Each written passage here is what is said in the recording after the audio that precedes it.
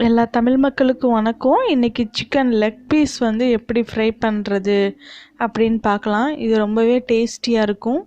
ஈஸியாக செஞ்சிடலாம். பேச்சுலர்ஸ் கூட ஈஸியாக செஞ்சிடலாம். வாங்க இது எப்படி செய்யலான்னு பார்க்கலாம்.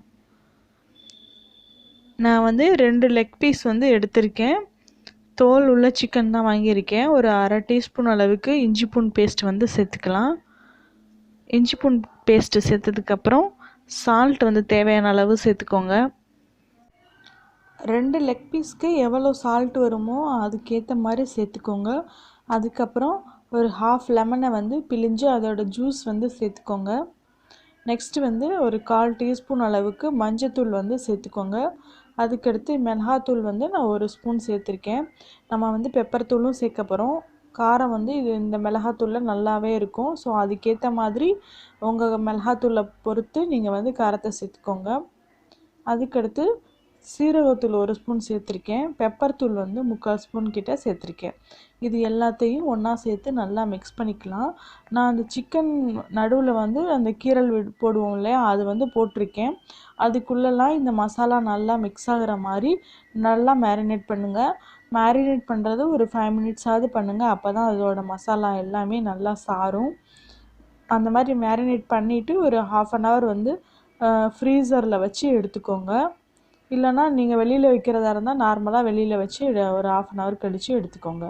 இந்த சிக்கன் லெக் ஃப்ரை வந்து யார் வேணாலும் ஈஸியாக செஞ்சிடலாம். பிகினர்ஸ் கூட ஈஸியாக செஞ்சிடலாம். நம்ம வெளியிலலாம் வந்து கடைகளில் பார்க்கும்போது இது சாப்பிட்ணுன்னு ரொம்ப ஆசையாக இருக்கும். நம்ம வீட்டிலையே ஈஸியாக செஞ்சு சாப்பிட்லாம். அதோட இது குக் பண்ணுற டைம் வந்து 10 மினிட்ஸில் வந்து குக் ஆகிடும். நம்ம மசாலா மட்டும் மிக்ஸ் பண்ணி ஊற வைக்கிற டைம் மட்டும்தான் எக்ஸ்ட்ரா ஆகும். மற்றபடி இது வந்து குக் பண்ணுற டைம் வந்து ரொம்பவே கம்மி. சிக்கனை வந்து நல்லா மேரினேட் பண்ணியாச்சு. 1/2 அன் ஹவர் வந்து ஃப்ரிட்ஜுக்குள்ளே இதை வச்சிடலாம். இப்போது 1/2 அன் ஹவர் ஆயாச்சு. ஃப்ரிட்ஜுக்குள்ளேருந்து நான் எடுத்துகிட்டு வந்துட்டேன். நல்லா ஓரளவுக்கு மேரினேட் ஆகி கலர் சேஞ்ச் ஆகிருக்கு. இப்போது நம்ம தோசை தவாவில் போட்டு ஃப்ரை பண்ணிக்கலாம். இதுக்கு நான் தோசை தவா காஞ்சதுக்கப்புறம் கொஞ்சமாக ஆயில் சேர்த்துருக்கேன். நம்ம சாலோ ஃப்ரை தான் பண்ண போகிறோம். ஃபுல்லாக ஆயிலில் வந்து மூழ்கிற அளவுக்கு நம்ம ஃப்ரை பண்ண போகிறது கிடையாது. எண்ணெய் காயட்டும். காஞ்சதுக்கப்புறம் ஒரு லெக் பீஸாக நம்ம வச்சுக்கலாம். இந்த அளவுக்கு எண்ணெய் போதும். ஒரு பக்கம் வெந்ததுக்கப்புறம் நம்ம இன்னொரு பக்கம் திருப்பி போட்டுக்கலாம். இப்போது 2 லெக் பீஸையும் வச்சிடலாம். நீங்கள் வந்து இது குக் பண்ணுறது இது மீடியம் ஃப்ளேமில் இல்லைனா சிம்மில் தான் வச்சு குக் பண்ணணும். அப்போ தான் நல்லா வேகும். இல்லைனா வந்து வெளியில் வந்து கருகிடும், உள்ளே வந்து வேகாது, பச்சையாகவே இருக்கும். ஸோ நீங்கள் என்னோடய அட்வைஸ் என்னென்னா நீங்கள் வந்து சிம்மில் வச்சு குக் பண்ணுங்கள். அப்போ தான் சூப்பராக உள்ளே வந்து சாஃப்டாக வெந்திருக்கும்.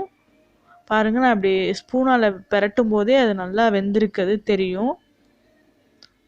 ஈஸியாக கருகியும் போயிடாது. நம்ம லோ ஃப்ளேமில் வச்சோம் அப்படின்னா டக்குன்னு கருகி போயிடாது. நல்லா உள்ளே வேகும், ஜூஸியாக இருக்கும். பாருங்கள் எவ்வளோ சூப்பராக வெந்திருக்கு அப்படின்னு சொல்லிட்டு. நல்லா அதை வெந்ததுக்கப்புறம் அந்த ஸ்கின்னெல்லாம் அப்படியே பிரிஞ்சு அந்த உள்ள ஃப்ளஷ் வந்து நல்லா வெடித்து அந்த மாதிரி சூப்பராக வரும். ஸோ அந்த டைம் வரைக்கும் நல்லா இதை வேக வைக்கலாம். இப்போது சிக்கன் நல்லா வெந்துருச்சு, நல்லா ஃப்ரை ஆகிடுச்சு. மேலே உள்ள ஸ்கின் எல்லாம் நல்லா ஃப்ரை ஆகிடுச்சு. இப்போ நம்ம இதை ஒரு பிளேட்டுக்கு மாற்றிட்டு சாப்பிட்லாம். பாருங்கள், சூப்பராக சிக்கன் லெக் பீஸ் வந்து ஃப்ரை ஆகிடுச்சு. தேங்க்யூ ஃபார் வாட்சிங். மறக்காமல் என்னோடய சேனலை சப்ஸ்கிரைப் பண்ணிக்கோங்க.